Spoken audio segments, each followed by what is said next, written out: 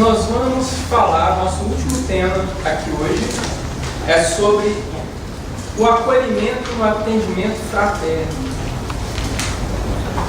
Mas para começar a falar sobre isso, nós gostaríamos de dar duas informações alarmantes. É preciso segurar nas cadeiras.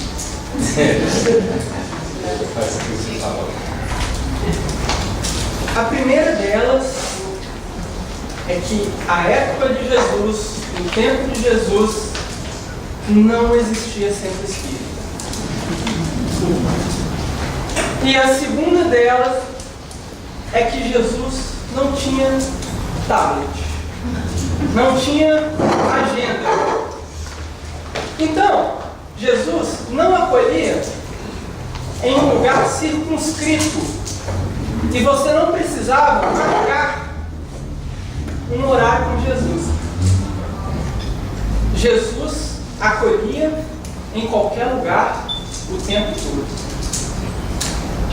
Então nós convidamos a todos para que possamos enxergar o tema acolhimento como um roteiro estabelecido do nosso dia a dia. E para falar desse tema, nós gostaríamos de construir um raciocínio juntos, de modo que ao final a gente possa ligar os pontos e as coisas possam se aclarar.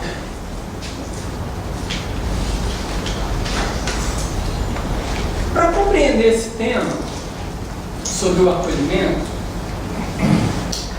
nós pensamos em trazer algumas histórias de alguns personagens que conviveram com Jesus à época em que ele esteve aqui na Terra. Então, nós selecionamos três personagens,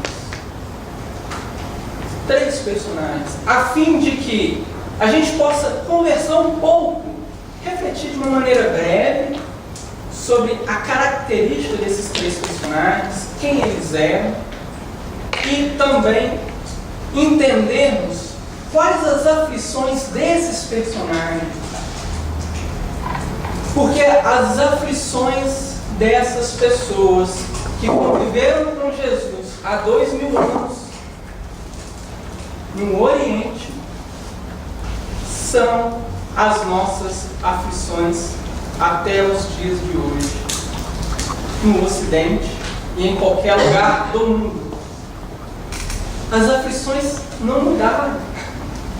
Não mudaram. São as mesmas aflições. Nós continuamos nos afligindo, continuamos aflitos com as mesmas coisas. Portanto, é um tema atual.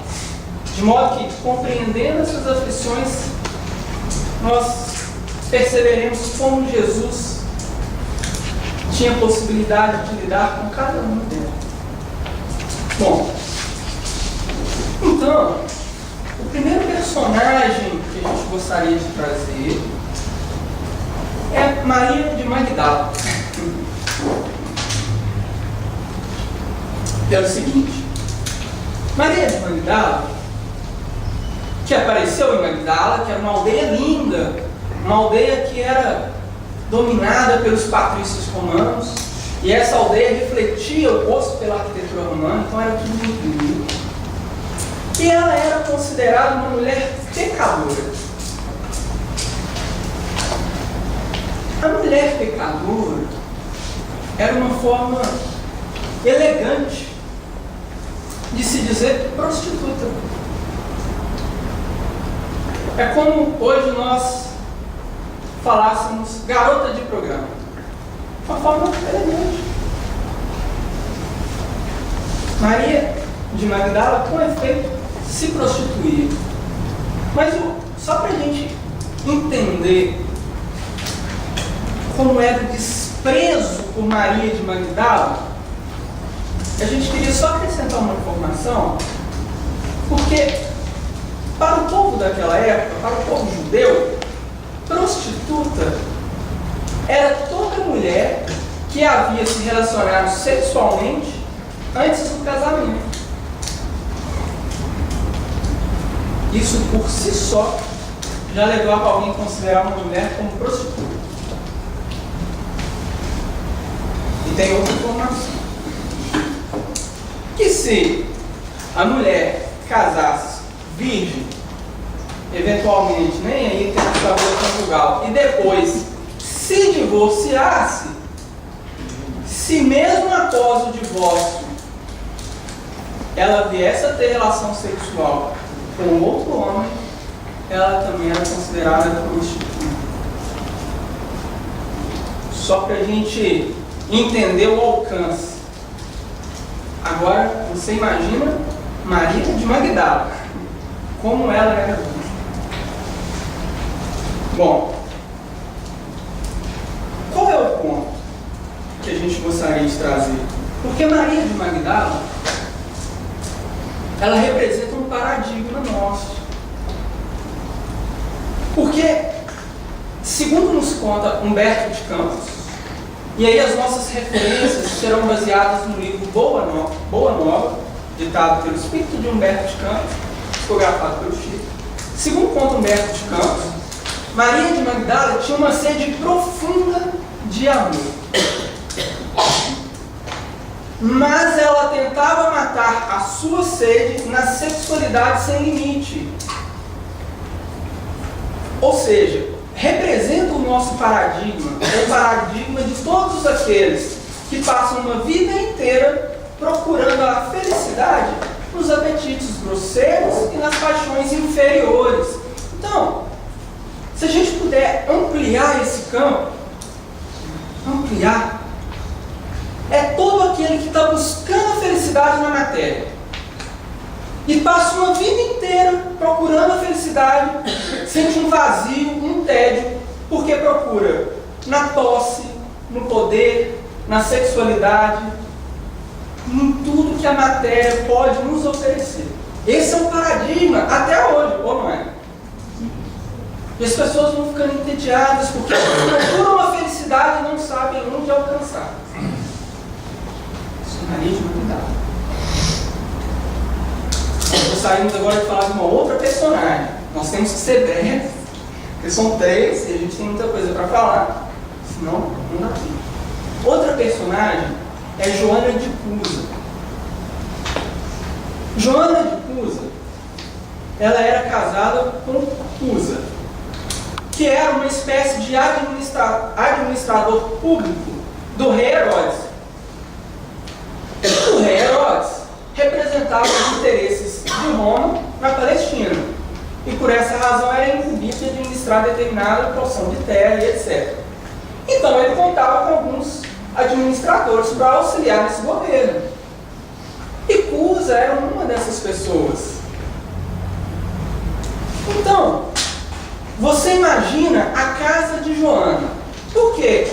Porque sendo Cusa um representante da mais alta sociedade naquela época, recebia gente do exército, recebia político, recebia inclusive o próprio rei Herodes. Então a vida política naquela casa era intensa. Mas Joana, segundo nos conta Humberto de Campos, segundo nos traz os evangelhos, era uma mulher de nobre caráter. De uma nobreza espiritual gigantesca. Mas qual que era a aflição de Joana? Qual que era o paradigma de Joana? Joana representava o típico drama feminino. Típico de esposa, mãe, é aquela mulher corajosa, que tem sempre amor, carinho e dedicação para dar dentro do lar, mas que em dados momentos cruciais da sua vida enfrenta grandes desafios. Por quê? Porque Cusa não tolerava a doutrina de Jesus. Não tolerava. E Joana tinha uma dificuldade imensa em conciliar o Evangelho de Jesus com a sua vida familiar. Por quê? Porque, para começar, havia um culto doméstico, em que eles cultuavam os antepassados. Mais do que isso, eles cultuavam o imperador. O culto era ao imperador, porque César exigia adoração. Como conciliar a fé na mensagem do Cristo com essas questões? O conflito, ele era religioso. Mas vamos ampliar de novo. Quantos de nós, e é bom que se diga que Joana tinha uma vida economicamente, os padrões da época, elevada, e socialmente também. Então é bom que se diga que quantos de nós já não teve a oportunidade de ter conhecimento de determinados lares, em que as pessoas parecem todas felizes, né? São bem-sucedidas economicamente, às vezes politicamente, moram em lugares bons, mas o conflito familiar, as aflições dentro da intimidade da casa de cada um, faz com que aqueles corações se sintam tristes. É um paradigma nosso. O conflito dentro do ambiente familiar, que no caso de Joana tinha sua especificidade com relação à causa religiosa. Vamos para o próximo então? Rafa, só ampliando um pouquinho mais, esse caso da Joana de Cusa, você pode relacionar também com um conflito entre seguir Jesus e seguir a matéria, seguir os bens materiais. Então esse é o grande conflito que muitas vezes nós enfrentamos. Queremos seguir Jesus, mas ao mesmo tempo temos que ter uma vida incluída na sociedade, seguir alguns padrões. Né? O outro caso não é de alguém que veio procurar Jesus. É de quem já estava andando com Jesus. Bartolomeu. Segundo conta Humberto de Campos, o apóstolo Bartolomeu era um dos apóstolos mais dedicados à causa do Evangelho. Ele era tão dedicado, que todas as suas possibilidades materiais ele empregava para seguir Jesus. Dedicadinho, muito dedicado. Muito. Só que Bartolomeu, o paradigma dele ali é o seguinte: ele tinha uma vida, tanto familiar quanto profissional, muito conturbada. Muito. Primeiro, a mãe de Bartolomeu, que segundo aparenta e segundo a gente conclui pela leitura da obra, da lição, era aquele coração espiritual ligado a ele, ela havia desencarnado, ela já havia morrido. Ele ficou com o pai e com os irmãos que não compreendiam e o hostilizavam. Então dentro de casa também era aquele ambiente hostil. No trabalho, tudo estava errado. Ele tinha uma dificuldade, porque as pessoas, os comerciantes, queriam sempre passar os pescadores para casa. Eles eram pagados. Então tinha sempre conflito e divergência com relação a peso, a preço. Gente, Bartolomeu era aquela... Olha, ele era um apóstolo e tudo dava errado. Sabe qual que é o paradigma que a gente fez a anotação? É a representação de centenas de milhares de espíritos que se entregaram ao Evangelho de Jesus e olham para a vida terrena como se fosse um mar de sabores. Como se a terra fosse um contínuo penar e nos devêssemos apenas aguardar em uma vida mais além as promessas de Jesus. É um insucesso daqueles para quem tudo parece dar errado. Ou seja, eu vou resumir, é mais ou menos assim: puxa, eu estou aqui trabalhando na casa espírita, mas tudo dá errado para mim. Tudo dá errado. A minha vida eu não consigo ascender profissionalmente, eu não consigo juntar nenhum dinheirinho. Parece que dá tudo errado. E eu estou aqui trabalhando. Essa aflição é ou não é a aflição de grande parte de nós?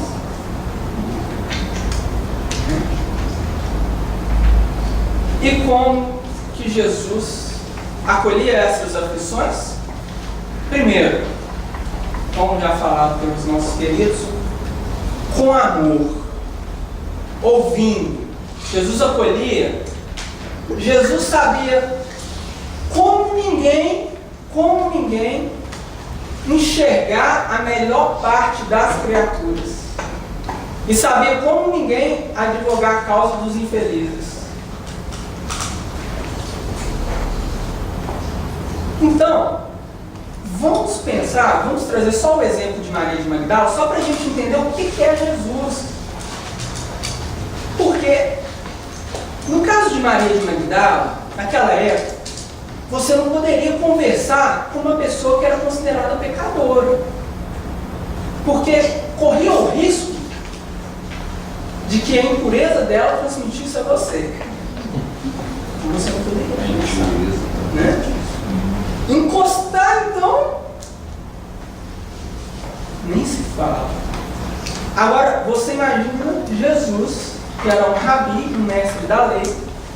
Aí, a coisa, só para a gente entender a complexidade.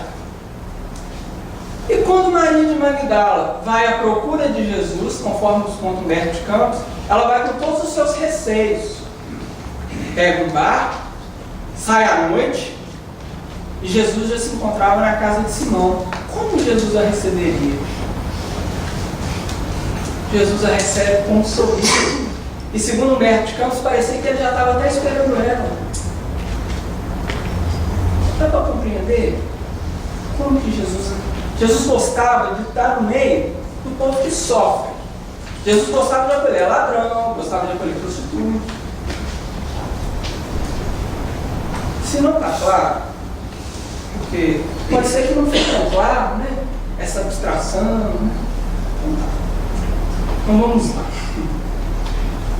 Imagine que você tem a notícia de que Jesus Cristo vai visitar a cidade de Belo Horizonte. No sábado à noite. Então, tem-se a notícia que Jesus comparecerá a alguns lugares a fim de visitar o povo belo-horizontino. Então, você acorda 6 horas da manhã, no sábado, porque você mora no Barreiro. Você pega 3 ônibus, ou mora em Venda Nova, ou Sinar, pega 3 ônibus, né, Sinar? Você pega 3 ônibus, chega aqui, e você vai, primeira coisa, ajudar na limpeza dos utensílios. Você limpa os utensílios para servir a sopa. Você lava os utensílios, você ajuda na preparação dos alimentos, você ajuda na elaboração da sopa. Mas aí você dá uma pausa, hein? Fala assim, que posso ir rapidinho na campanha do quilo? Aí você vai para a campanha do quilo, volta, acaba de lavar as panelas, lava o banheiro da casa, ajuda a limpar o salão, como sábado aqui a gente normalmente faz. Na expectativa, que horas que Jesus chega? Porque na hora que Jesus chegar, ele precisa ver eu passando esse pano no chão, né? Vai falar, viu? Né? Aí, não acabou não, porque tem reunião mediúnica, sabe? Você participa da reunião mediúnica. Não obstante ajudar os encarnados, você ainda ajuda os desencarnados. Aí termina a reunião mediúnica, aqui tem aula de violão. Então, você vai ajudar o Anésio. Aí você ajuda o Anésio. Mas depois da aula de violão, às 17 horas, tem estudo. Aqui no salão do sábado. Você pode, Jesus não está chegando. Vou ajudar aqui mais um pouquinho, para ver se ele chega. Então, ajuda aqui no salão e ajuda no passe. Aí é umas 7h30 da noite. Você olha para o outro e fala assim: uai, acho que não vem não.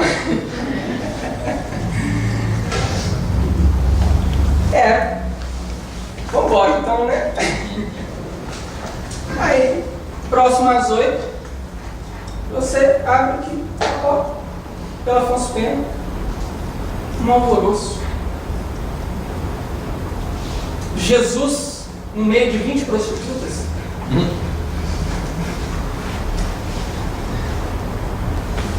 O que é isso?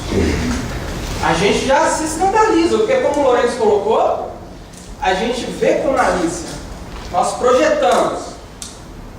E o que Jesus estava fazendo no meio de 20 prostitutas na Afonso Pena à noite? Convidando todas elas para uma outra vida. Você fala assim, Jesus do céu. Mestre, o que é isso? Eu estou te esperando o dia inteiro trabalhando lá aqui no Centro Espírita, Thiago Maior. E você no meio de 20 prostitutas. Ele vira e fala assim, ô meu filho, eu vim, foi para os doentes, porque você já está em estado de convalescência. Esse é Jesus.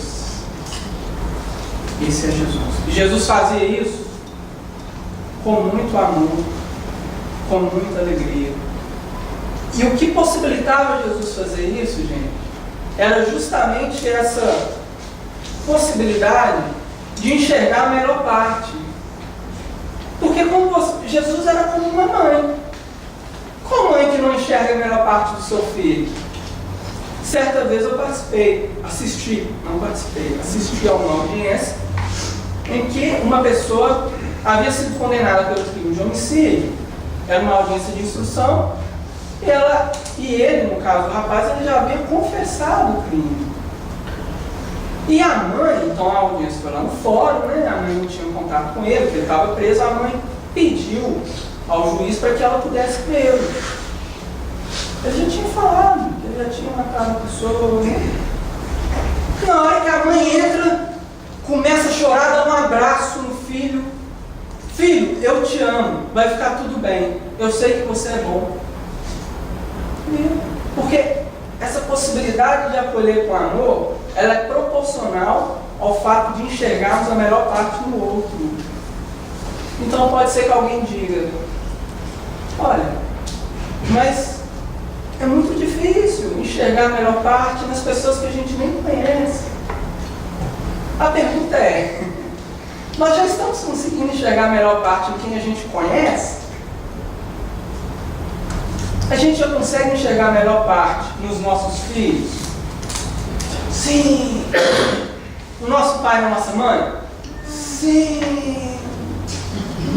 No nosso irmão? No nosso sogro e na nossa sogra? Cunhada? Cunhada? Ou seja, nós já estamos conseguindo. Esse é o ponto. Esse é um ponto importante. Então, primeira coisa, acolher com amor. Porque o amor antecede a instrução. E quem fala isso é o Espírito de verdade. Espíritas, amai-vos e instruí-vos. Só que Jesus, ele também, depois que ele ouvia, e depois que a pessoa dava essa oportunidade, ele não perdia a chance de esclarecer. Jesus não perdia a oportunidade, sempre quando a pessoa se mostrava suscetível, a esclarecer. Só que Jesus sabia que a sua doutrina consoladora, mostrando um Pai amoroso, justo, mudando a conceituação, as concepções antigas com relação àquele Deus vingativo, aquele Deus de Moisés, fazendo as pessoas perceberem que Deus é um Pai de infinito amor e justiça e de bondade, e que não há nenhuma falta que não possa ser redimida pelo trabalho, pelo amor. Ele sabia que nós deturparíamos a sua doutrina. E que se antes nós conseguimos encontrar consolo nas palavras de Jesus, com ela deturpada, muitos corações permaneceriam aflitos, porque nós tivemos uma habilidade de transformar Deus de amor que Jesus veio trazer, a mais uma vez um Deus vingativo. Soma-se isso ao fato de que Jesus não poderia dizer tudo para a época, né? Isso nós já compreendemos, porque a humanidade atravessava uma sua adolescência espiritual. Então, não dá. Então, Jesus diz: eu vou pedir a Deus, para que Ele, o Criador, vos envie o Consolador prometido, consubstanciado na doutrina espírita. Então, a doutrina espírita vem cumprir com esse papel de esclarecer a mente e o coração, de explicar qual é o motivo das nossas aflições, que toda causa há de ser uma causa justa. A propósito, Allan Kardec fala no Evangelho segundo o Espiritismo que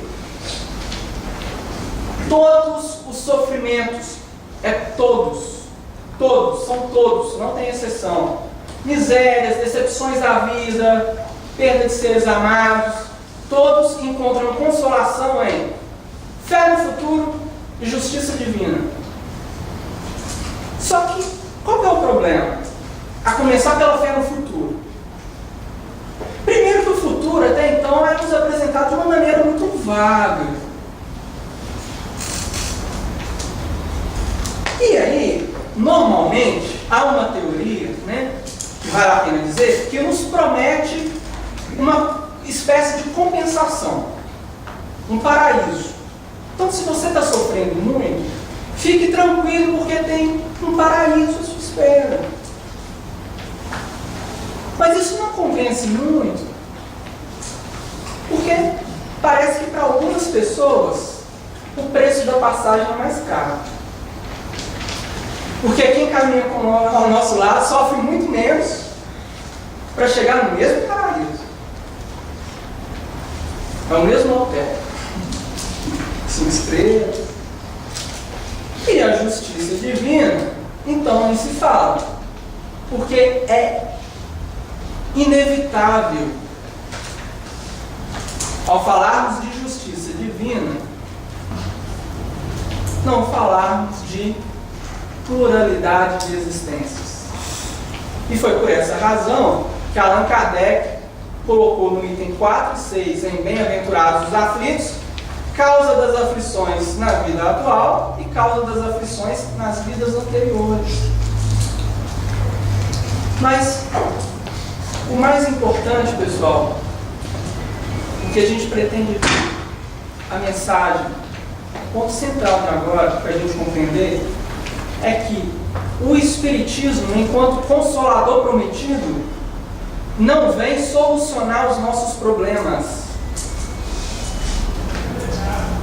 Ele vem nos fazer enxergá-los de maneira diferente do que até então a gente estava enxergando. É isso que o Espiritismo vem fazer como consolador prometido. É tirarmos o óculos, a lente, colocarmos aqui, pegar uma lupa,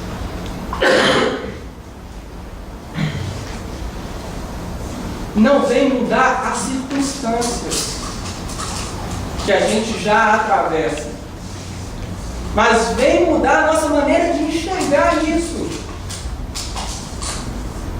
E é como Jesus fazia. Querem ver? A gente selecionou a gente fez alguns recortes do diálogo desses 3 personagens com Jesus. Nós fizemos alguns recortes, para não ficar muito extensa, a nossa proposta aqui não é ficar lendo, mas refletir, só para a gente entender como era essa habilidade de Jesus.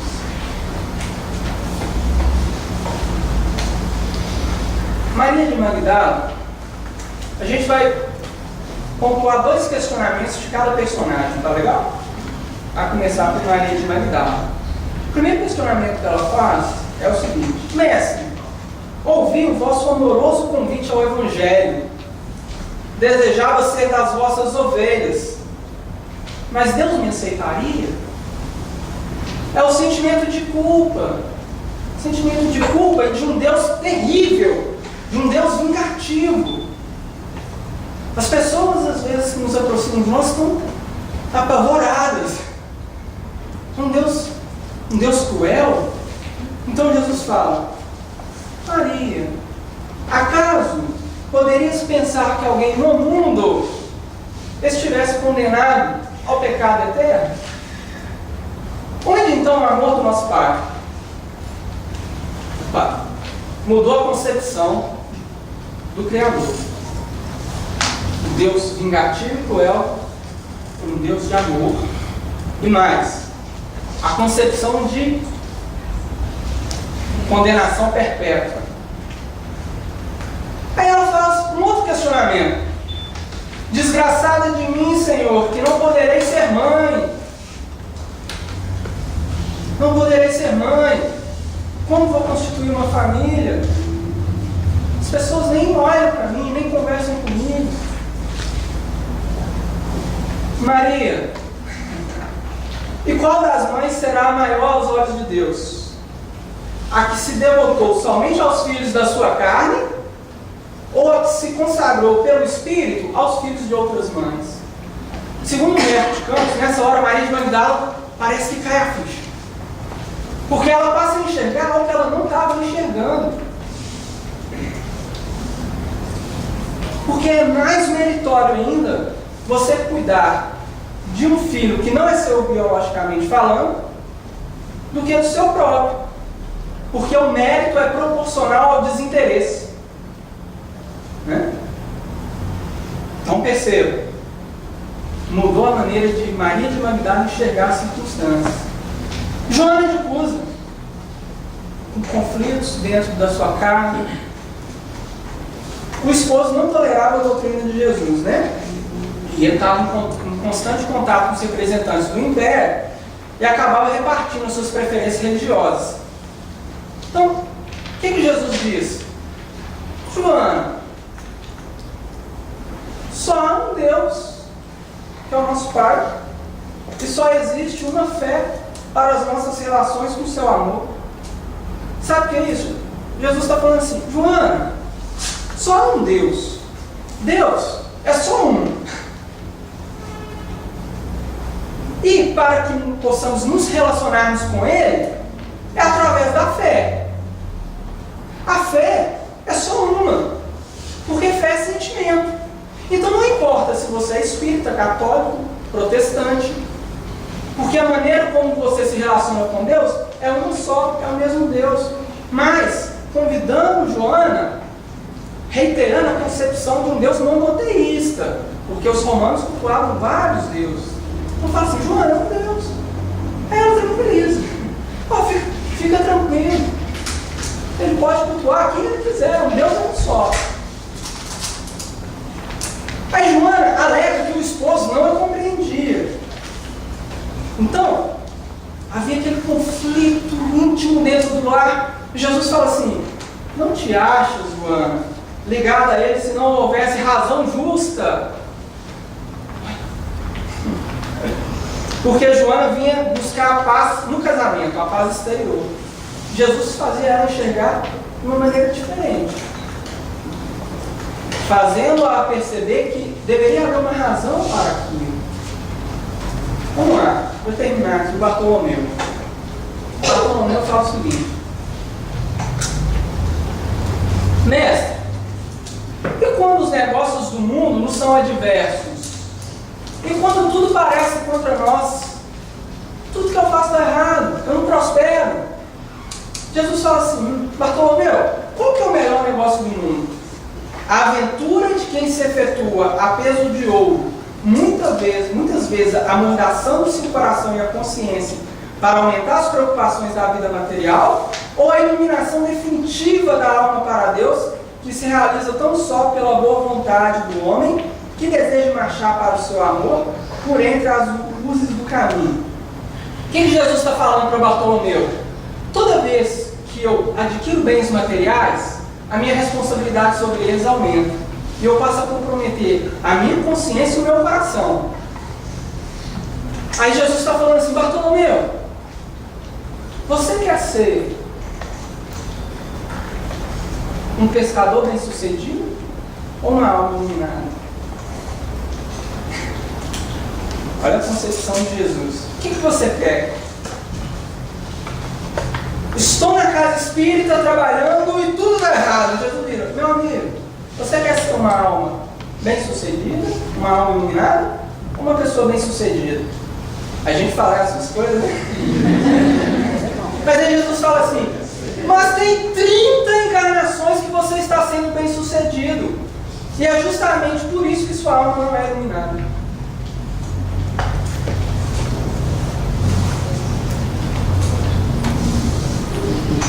Mestre, a última: não será justificável a tristeza quando a gente perde um ente amado?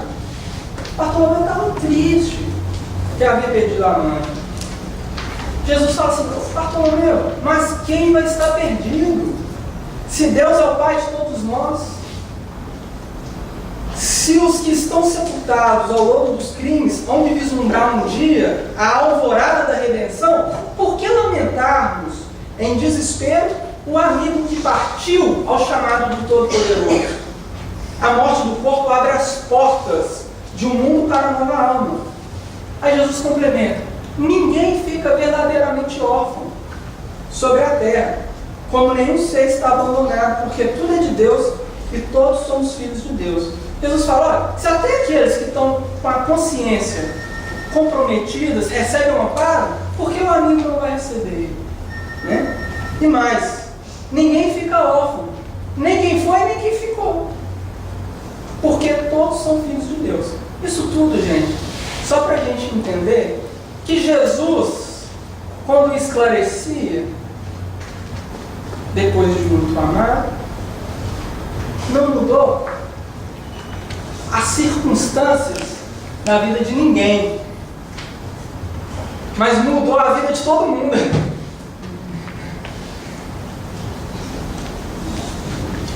Porque o que tem é a mudança do apóstolo. Mas quando o apóstolo muda, tudo muda. Porque a vida, ela é como a gente enxerga. Né? Maria de Magdala continuou sem poder ter filho. As suas faltas, os seus erros não serão apagados. Joana de Cusa continuou com seus conflitos religiosos. O seu marido continuou a incompreendendo. Bartolomeu, a mãe dele, não ressuscitou. Os sucessos materiais não vieram. Os seus irmãos e o seu pai continuavam hostilizando ele.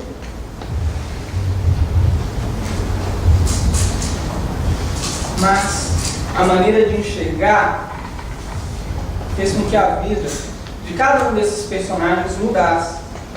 No caso de Bartolomeu, só para a gente entender um pouquinho, só para a gente entender como foi intenso esse processo de mudança interior, Humberto de Campos conta o seguinte: que Bartolomeu, depois dessa conversa com Jesus, chegou em casa pela madrugada. Ao longo dos primeiros clarões do sol, lhe pareciam mensageiros ao conforto celestial. Olha esse parágrafo interessante. O canto das aves ecoava em seu espírito como notas harmoniosas de profunda alegria, e o próprio mugido dos bois apresentava nova tonalidade aos seus ouvidos. Mugido de boi. Mugido de boi. Bartolomeu estava ouvindo de uma maneira diferente. Mugido do boi. Sua alma estava agora clara, o coração aliviado e feliz. Quando ele chega em casa e abre a porta, os seus irmãos já passaram a dirigir impropérios para ele, xingar, acusando de malfilho, vagabundo e traidor da lei, porque ele seguia Jesus. Bartolomeu, porém, retornou ao Evangelho e sentiu que só ele tinha bastante alegria para dar aos seus irmãos. Aí, em vez de reagir como ele sempre fazia, xingava e brigava, tumultuava, sorriu com bondade das explicações amigas. O pai dele acusou ele, escorraçando, batendo nele. O apóstolo, sabe, achou natural. Olha o pai, estamos escorraçando. Não, tranquilo. Seu pai não conhecia Jesus, mas ele o conhecia. Depois, quando ele vai para o comércio, gente, também, na vida profissional, ele, segundo consta aqui na narrativa do Humberto de Campos, ele não mais questionou os comerciantes. Aquele conflito ali com os comerciantes, ele deixou de acontecer. Enchendo-lhes, aliás, o espírito de boas palavras. Bartolomeu, de uma relação conflituosa, passou a encher o espírito dos comerciantes de boas palavras, cativantes e educativas. Em suma, vamos resumir? Bartolomeu havia convertido todos os desalentos dele em um cântico de alegria ao sopro regenerador dos ensinamentos do Cristo. Todos o observaram com admiração, exceto Jesus, que já conhecia com júbilo a nova atitude mental do seu discípulo. Ou seja, nós precisamos auxiliar as pessoas que cruzam os nossos caminhos a enxergar a vida de mais alto. O próprio Kardec fala que o espiritismo bem sentido, compreendido, nos faz ver a vida de tão alto que a vida terrena perde 3/4 partes da sua importância, as aflições, que a gente passa a ver de mais alto. A pergunta é: eu enxergo o que eu quero fazer as pessoas enxergar?